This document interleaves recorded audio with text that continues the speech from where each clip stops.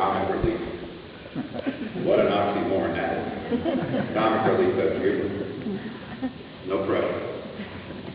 Well, I don't know about how much comedy there's going to be here. There's going to be a lot of love.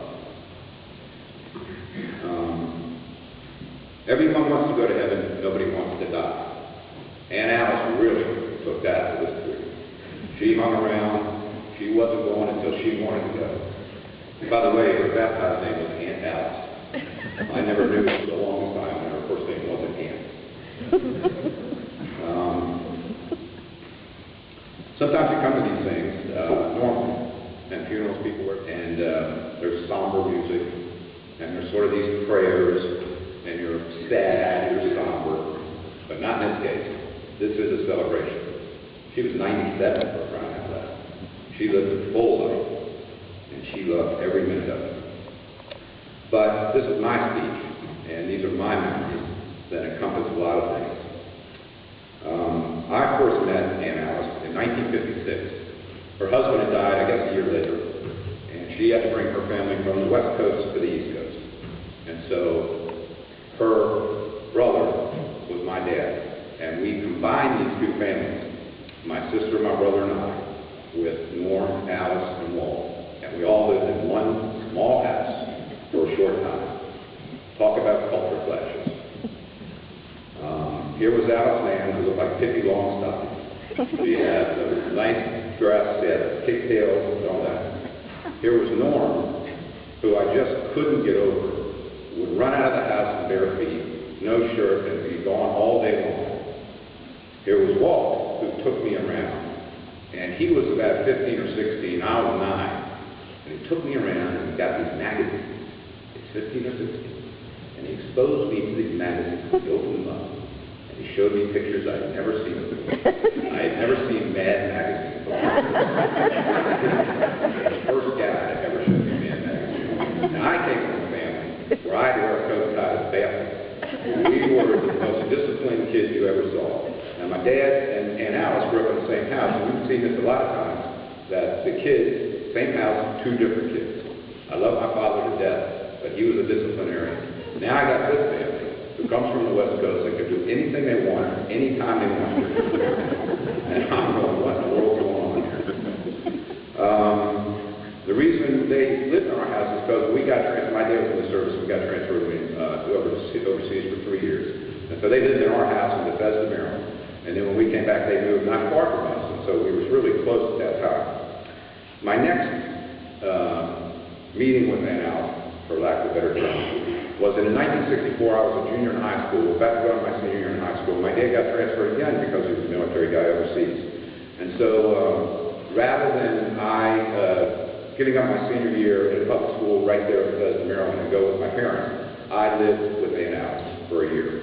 Now, Walt, I think, was in California at the time. Norm and Alice Mann were going to the University of Maryland, and they were commuters. They stayed on campus. And so this was the first year, basically, that Aunt Alice was going to be an empty nester, and I became her, for lack of a better term, her fourth child. I filled in the gap. I had gone again from this disciplinary style of life to being with Aunt Alice, and it was by far, at that time, the greatest year of my life. She allowed me to do anything I wanted.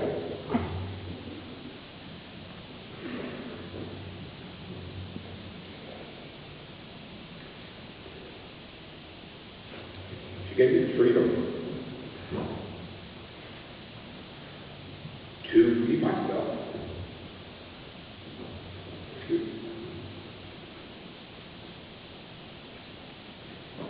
I got the best grade. Got the best time. I finished my senior year, and I had to go back overseas. The idea was that I was going to go back overseas and go to school in Europe, and then live with my folks. But unfortunately, one little thing, my grades weren't good enough. So my parents sent me back to Aunt Alice. I show up at the front door. She opens the door. She looks at me. The greatest wide-eyed look I've ever seen in my life. And she greeted me with a greeting I'll never forget. What are you doing here? My parents apparently forgot to tell her that they were sending me back. So there I am.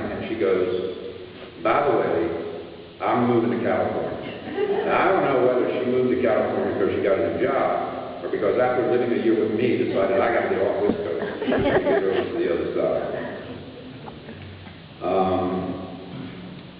The next thing was, and then there's all kinds of times in between, but anyway, the next thing I wanted to tell you about was her 90th birthday party. We had a surprise 90th birthday party at Norm's house, and one of the surprises, I don't know why, was the fact that Lucille and I and our family came from overseas back, from the East Coast to come to be there, and I was supposed to be a surprise to open the door. But the worrisome part was for everybody was, well, she's 90 years, she's going to be traveling down here, and you got to take it easy, she's going to be tired and stuff like that. At the end of the evening, I'm going, man, I got to go to bed. She was up and laughing, having a great time, and it was one of the most fun times I've ever seen her have. She was an independent woman. She worked on her own all those years. She traveled, taught her to travel. The last thing she told Norm a couple of days ago, she gave him 3 things. Or actually not Norm, Walt, and Allison. I told them. As far as family is concerned, she says, take care of each other, love each other, enjoy each other. Those are the last 3 people you have to tell that. These 3 people are one of the great families you'll ever meet. I'm going to ramble here a little bit, but anyway, one of the things that in the 70s, I guess it was, there was a TV show called The Big Valley. It was a takeoff of Bonanza. Bonanza was Lauren bringing the Cartwright, the father, 3 boys, blah, blah, blah. Well, they did another takeoff on it, and it was sort of the feminine side of it. It was called The Big Valley. It starred Barbara Stanwyck. She was the matriarch. Well, at the 90th birthday party, it dawned on me, after we took a family picture, that there was Barbara Stanwyck sitting right in front of me. And she was the matriarch of this whole thing. And so her legacy, I'll get into that later. But she could have tried to impress people with her stories that included growing up with famous people. If you read a book called Father Struck a Ridge by a woman named Evelyn Walsh McLean, my father and Aunt Alice lived on an estate where my father carried the whole time, supposedly. They were around money. There's people in the Washington Post, they had money to speak. And that's where they grew up a little bit. She could have done a lot of things, but this is what she'd like to talk about the most. Walt and Bev, Norm and Olivia, Alice, Nan and Joe, Jerry and Bill, Ned and Martin, Tom, Harl, and Brianna, Paul, David, Ernie's Bonnie, my sister Bonnie's daughter, my sister Bonnie and Bonnie's daughter Stacy, her nephew Gerald and his wife Melissa, and my family, my wife Lucille, my kids Kaylee and Ernie. That's her legacy. Yesterday, the immediate extended family gathered together at Tom's house. There were stories and memories, and all you heard from every corner was laughter, not sadness. At one point, we all gathered and sang for a video, the musical rendition of Happy Birthday for Brianna and Alice's great-granddaughter's 3rd birthday. We hopped up and down, made silly faces, and all I thought about was that Barbara Stanwyck would love every minute of it. I would like to end this with some memorable or profound statement that would have you all walking away with it ringing in your ears, but I'm not that good. Let me just say that today in his life is a classy and great example of a woman who has left a wonderful family filled with happiness and memories that anyone would envy. We've all been blessed to have been part of this tremendous journey. Thank you now.